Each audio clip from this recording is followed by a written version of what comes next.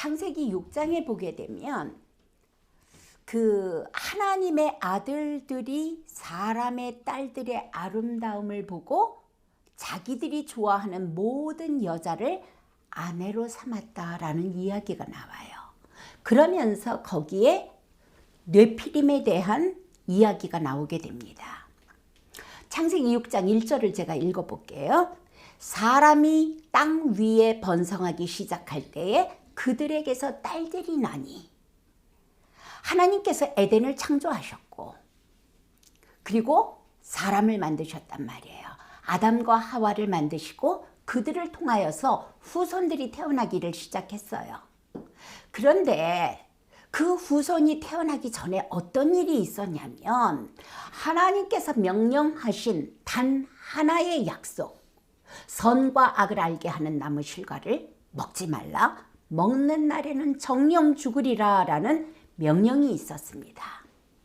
하나님께서 무조건 이것은 먹지 마라고 말씀하신 것이 아니라 에덴에 수많은 아름답고 맛이 있는 과실을 두시고 열매를 두시고 이 모든 것이 너의 먹거리가 될 거야.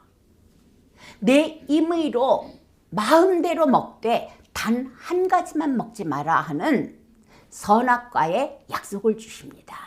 그 선악과의 약속이 무엇이었냐면 내가 너에게 이렇게 많은 복을 주고 하물며 하나님의 대리 통치권, 그 영광과 권위로 너에게 관을 씌우시고 그리고 이 땅에서 생육하고 번성하고 정복하고 다스리는 그 권위까지 첫사람에게 허락하셨단 말이에요.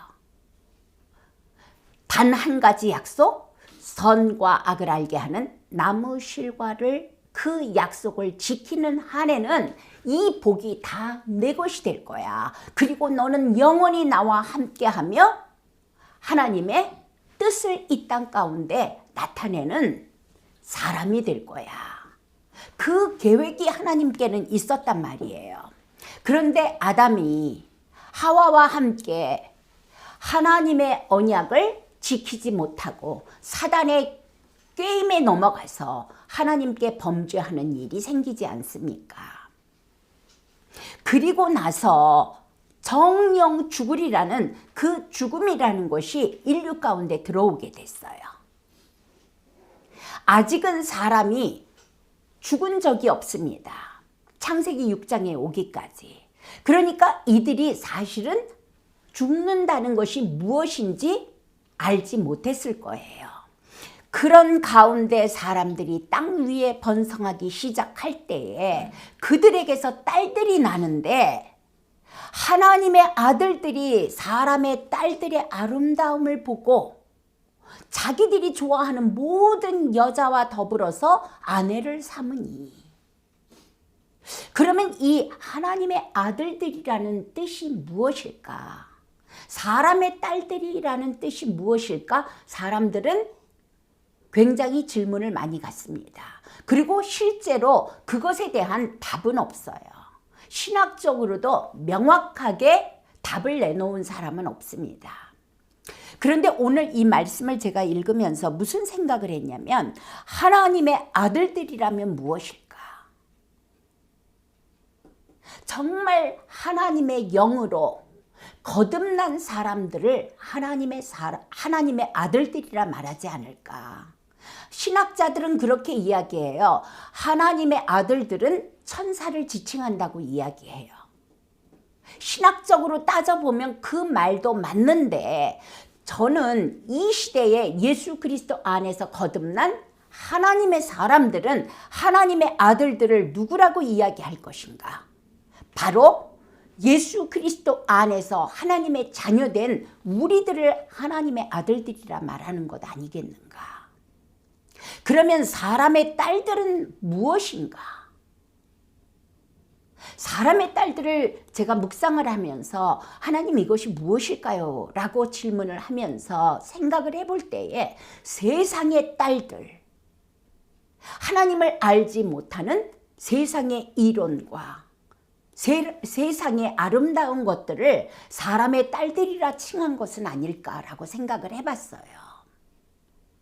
그때 하나님의 아들이, 하나님의 사람이 세상의 것들과 혼합을 하게 될 때, 세상의 아름다움을 보고 세상의 그럴듯한 것들을 보고 저 정도라면 내가 취하면 내 힘이 더욱 강해질 것이야. 내 힘이 더욱 아름다워질 것이야. 내가 더욱 지혜로워질 것이야 하는 이런 것들이 하나님의 아들들이 사람의 딸들을 취하는 것이 아닌가라는 생각을 해보았습니다. 그렇게 할 때에 여호와께서 이르시되 나의 영이 영원히 사람과 함께하지 아니하리니 이는 그들이 육신이 됨이니라. 이것이 창세기 6장 3절의 이야기예요. 범죄한 사람과 하나님의 영이 함께하지 않는 것이 아담 이래로 범죄한 사람과 하나님의 영이 분리된 것을 말하지 않습니까? 그러면서 그들의 날은 120년이 되리라. 당시에 땅에는 뇌피림이라는 것이 있었고 그 후에도 하나님의 아들들이 사람의 딸들에게로 들어와 자식을 낳았으니 하나님의 사람들이 세상의 딸들과 함께 자식을 낳았으니 그들은 용사라, 고대의 명성이 있는 사람이었더라. 저는 이것을 보면서 생각을 해보는 거예요. 우리 하나님의 사람들이 세상을 쳐다보잖아요. 세상이 너무나 그럴듯해 보여요. 저 정도라면 내가 세상의 모든 힘을 다 가질 수 있을 것 같아요. 세상에서 뛰어난 이름도 명예도 명성도 그리고 천년을 사는 그 목숨까지도 다 가질 수 있을 것 같은 그럴듯한 것들이 세상에는 너무나 많다는 것이죠. 저는 우리 믿는 사람들에게 이런 질문을 해봐요. 내 인생에 가장 중요한 것이 무엇입니까? 어떤 사람은 대답을 할 거예요. 돈만 있으면 내가 정말로 행복할 것 같습니다. 돈만 있으면 내가 세상을 장악할 수 있을 것 같습니다. 어떤 사람은 그렇게 얘기해요. 뭐니 해도 건강이 최고지. 건강만 있으면 내가 200살까지 건강하게 살 수만 있다면 세상에 하지 못할 일이 없을 것 같아. 또 어떤 사람은 그렇게 이야기합니다. 뭐니 해도 즐거워야지. 취미가 최고야. 어떤 사람은 조금 더 고차원적으로 그래도 종교가 있어야지. 조금 더 좁혀가지고 우리 교회 다니는 사람들은 뭐라고 이야기를 해요? 하나님을 아는 것이 가장 중요하지. 하나님을 아는 것에서 멈추는 것이 아니라 교회 가서 예배하는 것이 거기에서 멈추는 것이 아니라 정말 하나님의 사람들은 이 땅 가운데서 하나님의 창조의 목적의 그 뜻을 이루며 살아가는 것이 정말로 그 사람된 영광이 아니겠습니까? 하나님께서 세상을 창조하실 때 아담과 하와를 통하여서 그리고 그 후손들을 통하여서 별처럼 많고 모래처럼 많은 그 하나님의 사람들을 통하여서 이 땅 가운데 이루기 원하시는 것이 있었단 말이에요. 그것이 창세기 1장 28절 아니겠어요? 생육하고 번성해라. 하나님의 아들들을 생육하고 번성해라. 그리고 땅에 충만해라. 그리고 이 세상에 나는 것과 기는 것과 짐승들과 모든 것들을 세상에 있는 것들을 정복하고 다스려라. 그리고 하나님의 영광을 너를 통하여서 나타내라. 이것이 하나님의 뜻 아니겠습니까? 이렇게 하나님은 예수 그리스도가 함께 하시는 그 힘으로 아담과 하와가 잃어버렸던 에덴이 회복되기를 원하시고 또한 나의 삶 가운데 이 땅에 하나님의 나라가 이루어지기를 원하시는 것이 하나님의 뜻이라는 것이죠. 이것이 안 되고 지금 세상에는 어떻게 돼버렸냐면 많은 하나님의 아들들조차도 예수 그리스도 안에서 하나님을 주인으로, 그리스도로, 나의 하나님 아버지로 믿는 사람들마저도 세상의 그 화려함 때문에, 세상의 그 유혹 때문에 사람의 딸들의 아름다움을 보고 혼합하게 되는 경우가 얼마나 많은지 몰라요. 그렇게 될 때 하나님의 영은 떠나버리게 되고, 심지어는 그들의 이름을 드높이기 위해서 쌓아 올리는 바벨탑, 세상의 딸들을 취하여서 내가 무엇을 하기 원해요? 내 이름을 내기를 원해요. 내가 더 존경받기를 원해요. 내가 더 이 땅에서 힘을 발하기를 원해요. 명성을 쌓기를 원해요. 그 바벨탑을 하나님은 헐어버리시더라는 것이죠. 성경에요, 레위기에, 신명기에 이런 이야기가 나와요. 내 포도원에 두 종자를 섞어 뿌리지 말아라. 팥과 콩을 섞어 뿌리지 말아라. 감자와 고구마를 섞어 뿌리지 말아라. 그리하면 내가 뿌린 씨의 열매와 포도원의 소산이 빼앗김을 당할까 하노라. 우리는 우리의 유익을 위하여서 계산하면서 요렇게 섞어 뿌리는 경우가 얼마나 많은지 몰라요.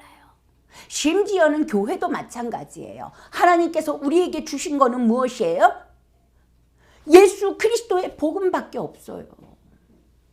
오직 예수 그리스도로 힘을 얻고 그분 안에서 그 하나님의 능력을 나타내며 하나님의 영광을 우리를 통하여 나타내기를 원하시는데, 얼마나 많은 경우에 복음은 있다 치고 여기에다 심리학 섞어, 철학 섞어, 세상에 치유 사역 섞어, 뭐 섞어, 세상의 방법을 얼마나 많이 섞는지 몰라요. 이것이 하나님께서 말씀하신 두 종류를, 두 종자를 섞어 뿌리지 말아라. 네가 섞어 뿌릴 때 그것이 굉장히 능력 있어 보이고 더 아름다워 보이지만, 하나님께서는 뭐라고 말씀하시냐면 그 열매와 포도원의 소산이 빼앗김을 당할까, 빼앗김이 될까, 그렇게 되겠다는 거죠. 바벨탑을 헐어버리듯이 헐어버리시겠다는 것입니다. 레위기에도 비슷한 말씀이 나와요. 너희는 내 규례를 지킬지어다. 내 육축을, 내 짐승을 다른 종류와 교합시키지 말며, 내 밭에 두 종자를 섞어 뿌리지 말며, 두 재료로 된 것을 직조한 옷을 입지 말며. 우리가 볼 때 말과 소를 교합을 시켰다고 예를 들어보자고요. 그럼 소의 장점과 말의 장점과 하여서 더 힘있는 어떤 종자가 나올 것으로 기대를 하면서 세상은 끝없이 그렇게 진화시켜 가고 있습니다. 그런데 하나님은 말씀하시는 거예요. 개와 늑대를 교합시키지 말고,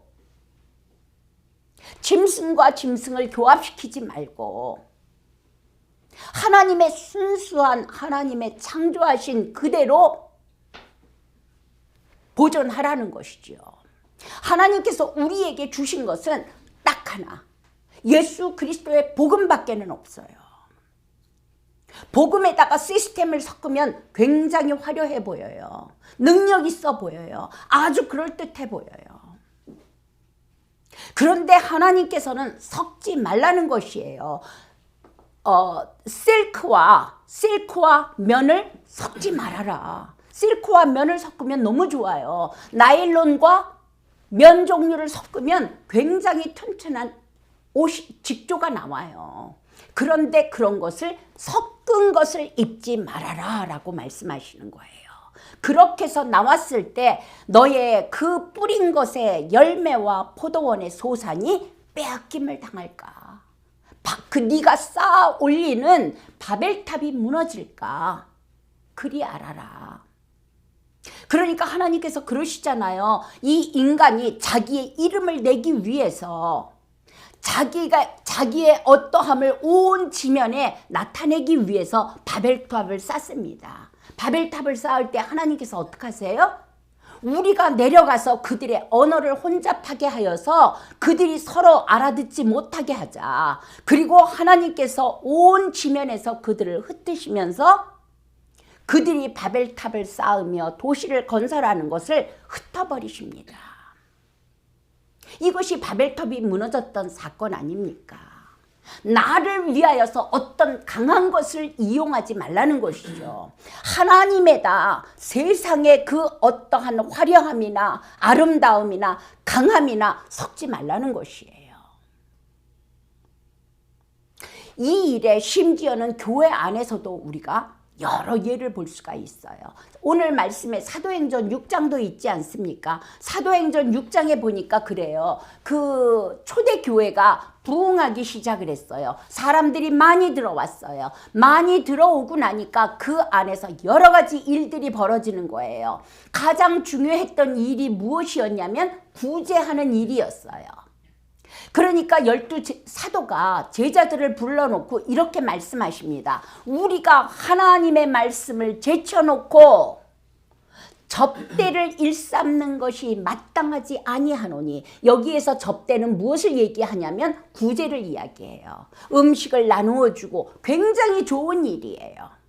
그리고 실제로 교회가 맡아야 될 부분이기도 하고요. 그 2000년 전 그 시대에는 교회가 공회로 모여지는 장소였기 때문에 구제가 너무너무 중요해요. 그러나 하나님의 말씀이신 우리 주 예수 그리스도 복음보다 앞설 수는 없다는 것이죠. 그러면서 사도가 말씀하십니다.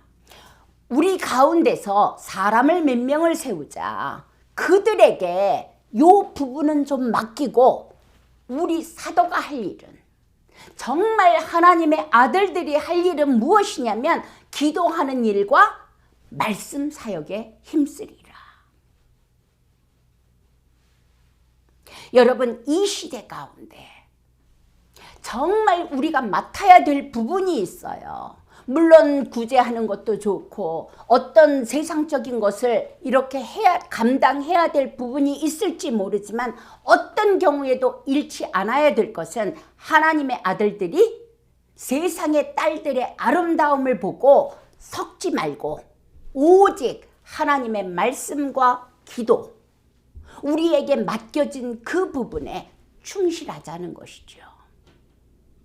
세상을 섞잖아요. 교회가 세상의 이론을 섞잖아요. 교회가 세상의 방법을 섞잖아요. 굉장히 그럴듯해 보여요.